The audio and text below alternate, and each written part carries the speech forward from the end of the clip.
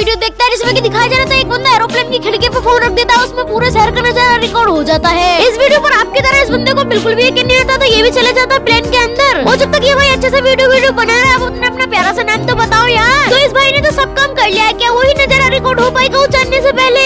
मेरी वीडियो को वही बंदा लाइक करेगा जिसके पास दिल होगा, और मेरी वीडियो में वही कमेंट करेगा जिसके पास दिमाग होगा। और अगर आपके पास दिल और दिमाग दोनों है तो आप सब्सक्राइब करो यार। और अगर आप मेरी वीडियो को लाइक कमेंट एंड सब्सक्राइब नहीं करते हो तो मैं समझ जाऊंगा आपके पास दिल और दिमाग दोनों ही नहीं है। लाइक एंड सब्सक्राइब की बात ही तो है, तो दिखा दो यार तुम्हारे अंदर दिल और दिमाग दोनों है। चलो भाई एरोप्लेन का नजारा देखने के लिए रेडी हो जाओ। अरे भाई ये तो सही में बहुत ज्यादा मस्त लग रहा है यार।